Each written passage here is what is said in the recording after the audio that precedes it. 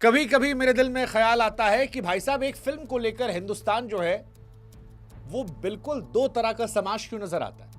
धुरंधर film जब से आई है हिंदुस्तान दो तरह सोच रहा है। एक जो कह रहा है कि भाई साहब इस फिल्म में जबरदस्त प्रोपेगेंडा है, ये फिल्म इस्लामोफोबिया से ग्रसित है, इस फिल्म में मारकाट की इंतहा को पराकाष्ठा के पार ले जाया गया है जो विचलित करती है, कहां जाकर थमेगी।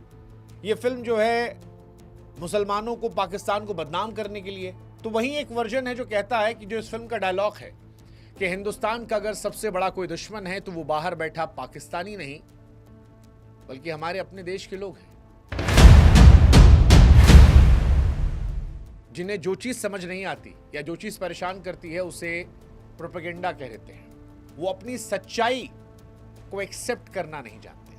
अब जब एक तरफ ये कहा जा रहा और एक तरफ हाइपर नेशनलिज्म, इस्लामोफोबिया, प्रोपेगेंडा, तो अब सवाल ये नहीं कि ये फिल्म हिट है या फिर फिल्म फ्लॉप है। सवाल ये कि इस फिल्म में ऐसा क्या दिखाया गया जो लोगों को बेचैन कर रहा है, लोगों की नींद उड़ा रहा है। क्या ये फिल्म इस्लामोफोबिक है?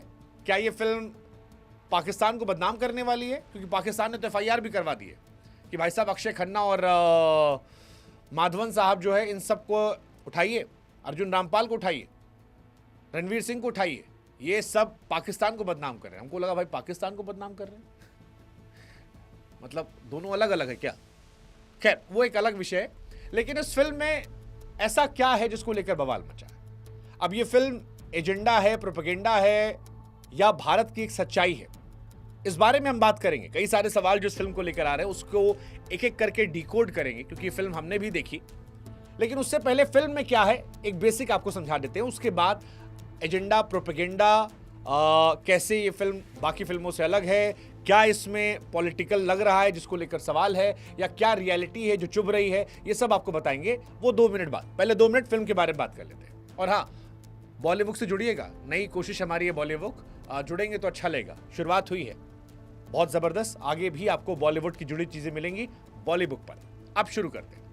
धुरंधर जो है फिल्म 3.5 घंटे की लगभग है, और इसको देखने के बाद हमको जो एहसास होता है वो ये कि ये फिल्म बाकी बॉलीवुड की फिल्मों से अलग है। वो फिल्म जो हमें शाहरुख, सलमान या ऋतिक की स्पाई फिल्मों में दिखती थी, जहां पर एक हिंदुस्तानी जासूस, पाकिस्तानी महिला जासूस, दोनों को प्यार, किसी में छोटा बच्चा, साथ में गाने, झूमे रे पठान, दिल दिया गल्ला, या फिर घुंघरू टूट गए, इस टाइप की फिल्म नहीं है।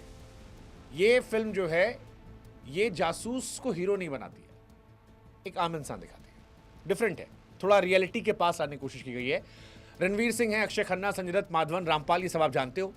रॉ एजेंट जो कराची आता है पाकिस्तान के, वहाँ पर एक लायरी इलाका है, वहाँ जाता है, और जो दिखाया गया है फिल्म का एडवांटेज लेके उसके पीछे जो रियल कहानियां थोड़ी थोड़ी डाली गई हैं वो है कंधार हाईजैक, 2001 का संसद हमला, 2008 स्पेशली 26/11 मुंबई टेरर अटैक। सबसे ज्यादा तो 26/11 के आसपास की ये फिल्म है। लेकिन फिर वही बात की, जासूसी को ग्लैमराइज नहीं करती, ये नहीं दिखाती कि जासूस जो होता है वो स्टाइलिश होता है। ये दिखाती जासूस एक आम इंसान, डरा इंसान। डरा इसलिए नहीं कि कमजोर है, डरा इसलिए क्योंकि अगर इमोशंस पर काबू नहीं पाया गया तो फिर एक झटके में पूरा मिशन बर्बाद हो जाएगा, सैकड़ों जिंदगियां जाएंगी, हेल्प नहीं हो पाएगी। जैसे एक सीन मुझे बड़ा इम्प्रेस कर गया इंडिया के हिसाब से, वो था रणवीर सिंह होते हैं 26/11 मुंबई अटैक करने वालों के बीच में, और वो नारे लगाते हैं, और उन नारों को वो भी लगाता है ये देखते हुए कि उसके देश के लोगों को मारा जा रहा है। डराने वाली चीज़ है बहुत ज़्यादा, लेकिन वो देख रहा है। कई चीज़ें और भी डराती है, जैसे मेजर इकबाल जब इंडियन जासूस को टॉर्चर करता है, वो सीन असहज करता है, बहुत असहज करता है, मतलब आपको हिलाता है। और रणवीर सिंह को देखकर और बुरा लगता है कि यार एक जासूस अपने दूसरे जासूस को मरते हुए देख रहा है, बट वो रिएक्ट नहीं कर रहा।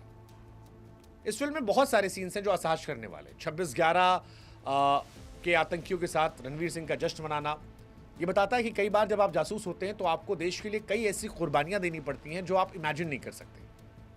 जैसे रणवीर सिंह बीफ खाते हैं, उनके साथ जश्न मनाते हैं, अपने साथी जासूस को मरते हुए देखते हैं, लेकिन इसके बावजूद गुस्सा कंट्रोल करते हैं, क्योंकि मिशन और देश ये दोनों इमोशन से बड़ा है। और ये इसमें दिखाया गया कि जासूस को कैसे शांत रहना होता है। बीफ सीन जो है बड़ा खतरनाक है, जिसमें रणवीर की आंख से आंसू निकलते हैं, और ये सब बताता है कि यार जब कोई जासूस जाता है तो उसे अपनी पहचान छिपाने के लिए क्या क्या करना पड़ता है, कितनी मुश्किल आती है। अब सवाल आता है कि भैया तकलीफ क्यों है?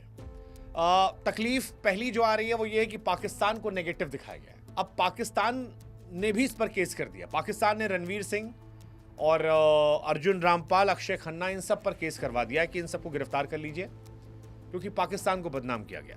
हमको लगा बदनाम और पाकिस्तान ये दोनों अलग अलग हैं, मतलब वो एक अलग विषय है, गजब बेइज्जती करेंगे कभी और।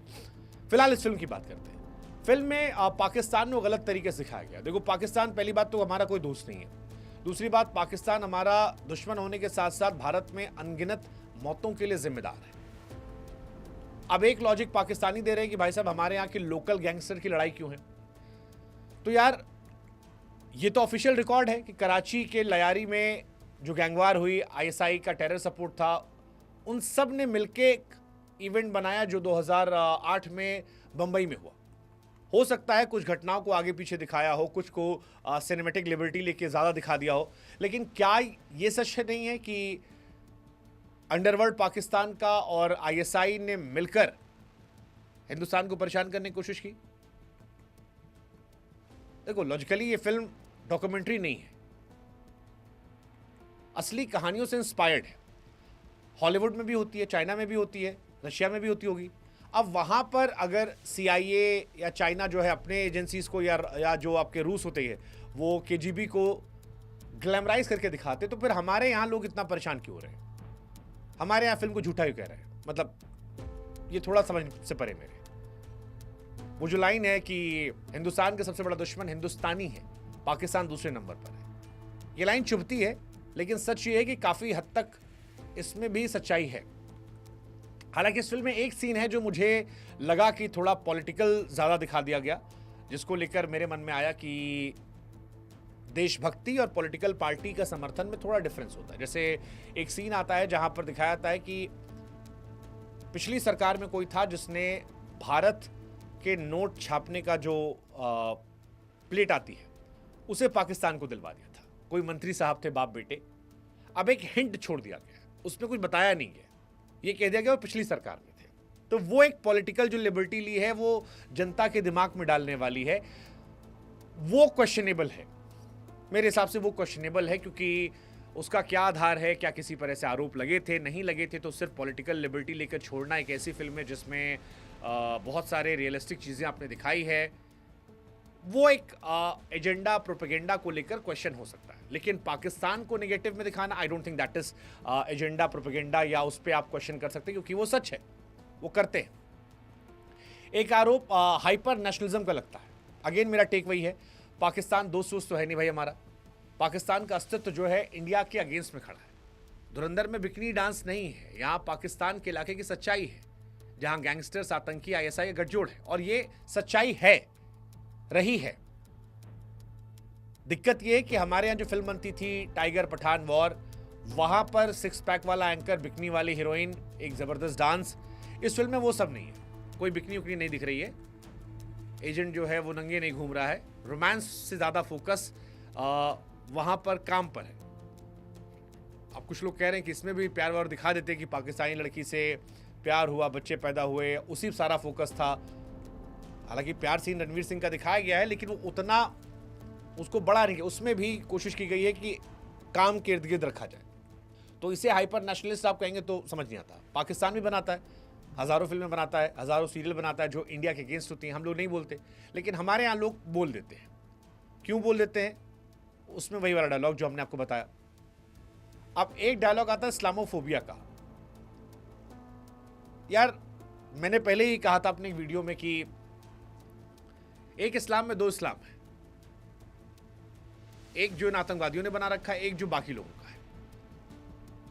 और अगर बाकी वाले जो हैं वो टेररिज्म को डिफेंड करने के लिए कहेंगे ये, तो फिर ये गलत है। आपको समझना पड़ेगा कि ये दो अलग चीजें हैं। पाकिस्तान से जो लोग मारने आए थे वो दिखाने की कोशिश कर रहे थे कि वो इस्लाम के लिए कर रहे हैं, जिनको मारा उसमें मुसलमान भी थे। सो लेट्स डिफरेंशिएट दिस, इसको अलग रखते हैं। इसलिए इस्लामोफोबिया वाला टैग तो मेरे हिसाब से बेवकूफ़ी है। इंडियन आर्मी में सैकड़ों ऐसे जवान हैं जो इस्लाम के रहे हैं और उन्होंने देश के लिए कुर्बानी दी है। ये फिल्म हमारे उन अनसेड हीरो को दिखाती है जो शायद लाइमलाइट पे नहीं आते। और ये फिल्म दिखाती है कि हमारे लोगों ने कितनी कुर्बानियां दी हैं जिसकी वजह से हम जी रहे हैं। हमें उन्हें सलाम करना है। एक ये कि वायलेंस बहुत है, हाँ वायलेंस बहुत है, टॉर्चर है, ब्लड है, मौत है, बट स्पाई वर्ल्ड में ये होता है। आप याद करो यही जो मेजर इकबाल है, गले काट के इसने भेजे थे, घुमाया था।